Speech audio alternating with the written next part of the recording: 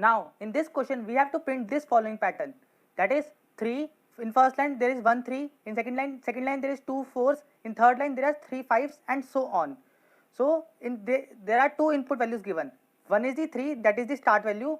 Start value means the starting value of the pattern. So you can see that the pattern is starting from 3 only. The second input will be the value of n, which is given out to be 4. So guys, you can see that this is a pattern which is a diamond like structure.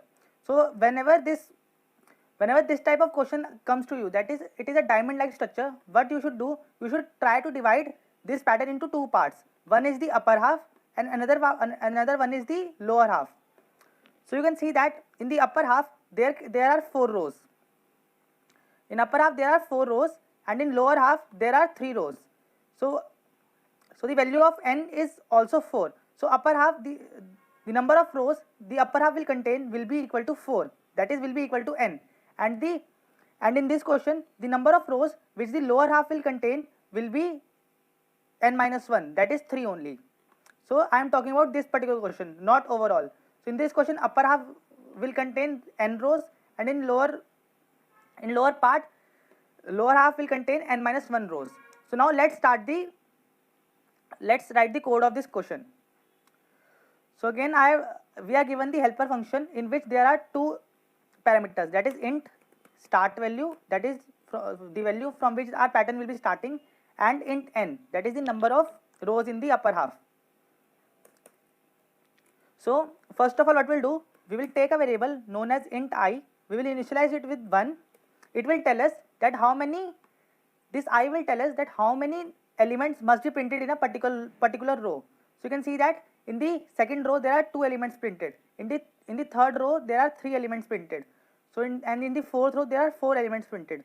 So this I will tell us in the number of elements which will be printed in the following row. So now first we will write the code for the upper part. So what we'll do, we will run a loop through int j is equal to 0, j less than n, where n is 4 in this case. This loop is for the number of the rows which are present in the upper part. This outer loop is for the number of rows which are present in the upper half. So you can see that it is running for 0 to n. So there are n rows only in the upper half. Now this was the one loop. Now what we'll do, we will again run a second loop which will print the number of elements in a particular row, and it will be for int k is equal to 0 to k less than I k plus plus. So this inner loop will print the number of elements for a particular row. So for initially I is equal to 1 and start is equivalent to 3.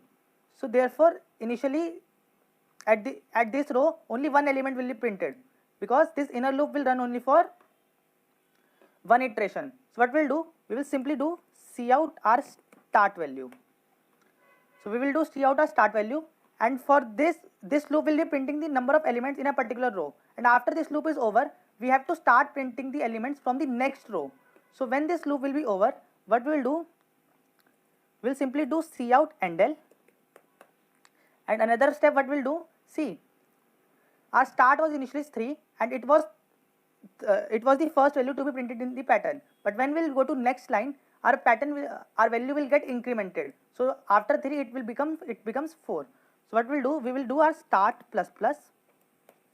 Now see, here I was the number which was denoting the number of elements to be printed in a particular row.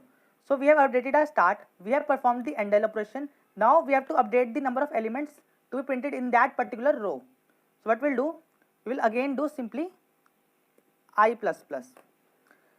Now this was our code for the upper part.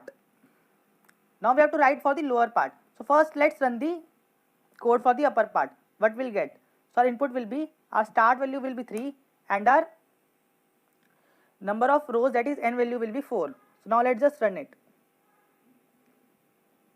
Okay, so there is a error, wait. Okay, so I will pass here start comma n.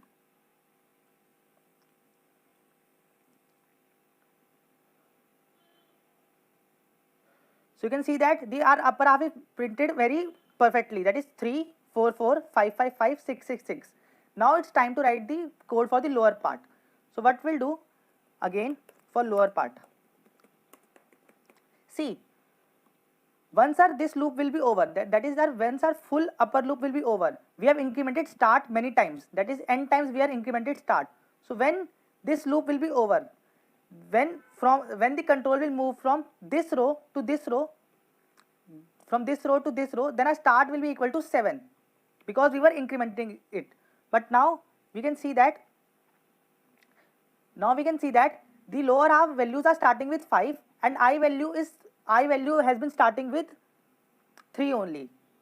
So after the first part is over, what we'll do, our start will be equal to 7. So what we'll do, start is equal to start minus 2 and our I will be also equal to I minus 2, because in this row 4 elements are printed, and after this loop will be ended, it will be incremented to 5, but in the next row we have to print 3 elements. So what we have to do, our I will be equal to I minus 2, that is I will be equal to 5 minus 2, that will be 3.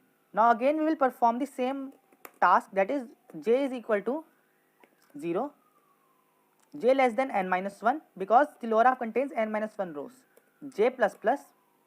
The inner loop will be for the printing of the elements in the lower region, that is k equal to 0, k less than I, k plus plus.